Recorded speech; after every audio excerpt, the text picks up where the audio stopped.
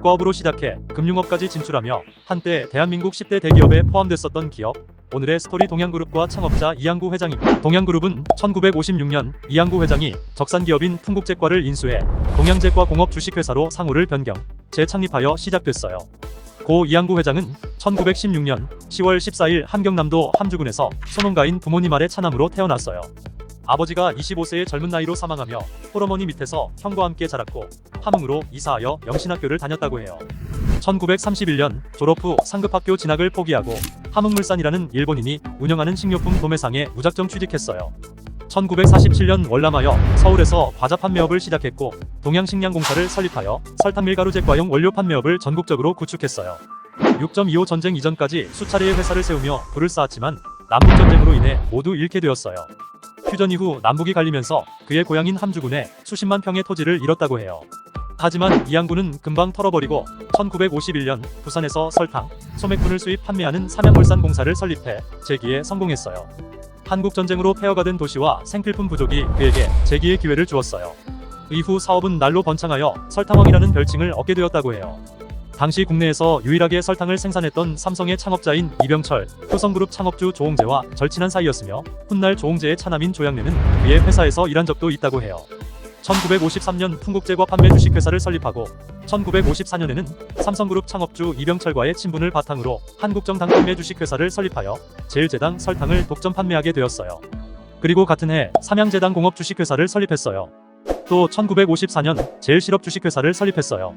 1956년에는 이병철, 배동환과 3자 공동 출자로 풍국제과를 인수해 동양제과 공업 주식회사로 재창립해 오늘날 오리온의 기반을 세웠다고 해요. 이 과정에서 회사를 수차례 설립 해체하면서 경험을 쌓은 이양구 회장은 동양제과 공업 주식회사를 설립했어요. 동양제과공업은 1956년에서 1958년까지 껌사탕 비스킷 생산시설을 갖췄고 1968년 초콜릿 생산시설을 마련했어요. 1974년부터 초코파이 등 히트 제품을 생산해요. 이를 계기로 적산기업인 삼척시멘트 주식회사를 인수해 시멘트 사업에 진출했고 이후 동양시멘트 공업 주식회사로 사명을 변경했어요. 내내 한국전쟁 이후 국가재건 사업에 참여하여 주로 폐허가 되거나 파괴된 사회 간접자본들의 구축에 집중했는데 주로 참여한 사업은 도로, 항만 등과 주택건설이었어요. 시멘트는 대부분 해외에서 수입하던 시절이었고 삼척시멘트도 연간 생산량은 5만 톤 정도였어요. 주변에서는 만류했지만 이양구 회장은 삼척시멘트 불화를 밀어붙였다고 해요. 한국전쟁 이후 도시 재건 사업 덕에 시멘트 수요가 증가했고 바다를 낀 동양시멘트 공장은 운송에 이점이 작용했어요. 삼척시멘트를 인수한 이양구 회장의 선택은 옳았어요. 동양시멘트는 설비를 늘려 100만 톤까지 생산량을 확보해 큰 성공을 거두었어요. 1969년까지 성공가도를 달렸던 동양시멘트는 국내 시멘트 시장이 포화 상태에 이르면서 파산 위기를 겪게 돼요. 금융긴축 정책과 함께 은행 대출은 힘들어졌고 이양구 회장은 사채까지 손을 대게 돼요. 그 빚이 점점 불어나 30억 원이 넘었을 정도였고 연이자만 16억이었다고 해요. 그래서 동양시멘트는 1972년까지 빚에 허덕이게 돼요. 그해 8월 3일 박정희 대통령이 경제의 안정과 성장에 관한 긴급명령을 공포함에 따라 동양시멘트는 파산 위기에서 벗어났어요. 이후 경제개발과 함께 시멘트 수요가 증가하며 다시 안정궤도에 들어섰어요. 동양그룹은 1960년 동양산업개발, 1966년 동양건설진흥, 1984년 일국증권 등을 설립 인수하며 중공업과 금융업으로 확장했어요. 이 과정에서 동양은 삼성, 라키, 삼호, 삼양, 대풍대한 등과 더불어 재계순위 10위권까지 올랐던 적도 있었어요. 그리고 1989년 동양베네피트생명, 1995년 동양카드 등을 설립하며 새로운 금융 시스템도 도입했어요. 2012년 기준으로 동양그룹 매출의 75%가 증권, 금융 계열의 매출이라고 해요.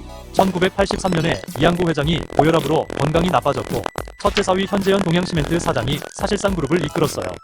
1989년 이 회장이 사망한 후 시멘트, 금융업은 첫째 사위 현재현에게, 제과업은 둘째 사위 담철군에게 각각 넘겨졌어요. 금융업 진출은 현재현 회장이 대부분 지휘했어요. 일국증권, 동양생명, 대우투자금융, 중앙투자신탁을 인수 설립해 종합금융그룹으로 변모했고 현재현 회장이 동양그룹을 이끌면서 동양그룹의 주력은 금융업으로 바뀌었어요. 담철곤 동양제과 부회장은 동양마트, 오리온 카툰 네트워크 등을 설립해 유통업과 미디어 사업에 진출했고 2001년에는 동양제과 등 16개 계열사를 들고 동양그룹 품에서 벗어나 오리온그룹으로 자리 잡았어요. 현재현 회장이 이끌던 동양그룹은 외환위기 직후인 1998년 금융계열사 부실로 크게 휘청였고 정부는 민간 금융사들에게 공적자금을 투입하지 않겠다고 밝혔어요. 그러자 동양그룹의 주요 금융계열사들은 퇴출위기에 놓였어요. 현재현 회장은 자금 5천억 원을 투입해 위기에서 벗어났어요. 그러나 동양그룹 전체의 먹구름은 점차 들이오고 있었어요. 동양그룹은 비금융 계열사가 금융 계열사에 지원하는 방식으로 계열사들을 지켜왔는데 자금 조달을 담당하던 시멘트 사업의 차입금과 적자가 증가하면서 연이자만 2천억 원에 달하는 위기에 처했고 결국 2008년 글로벌 금융위기와 함께 동양그룹 전체가 유동성 위기에 빠졌어요. 현재현 회장은 위기를 극복하기 위해 2009년부터 구조조정 등 여러 방법을 강구했지만 사정은 나아질 기미가 보이지 않았어요. 이후 동양그룹은 동양증권을 내세워 연 8%대의 고금리 회사채와 CP, 즉 기업어음을 무차별 발행하며 연명했어요. 2013년 9월 은행권 대출이 1조 2천억 원, 그리고 회사채와 CP가 1조 8천억 원이 됐어요. 2013년 만기 도래하는 CP와 회사채만 각각 7,523억 원, 3,150억 원 규모였어요.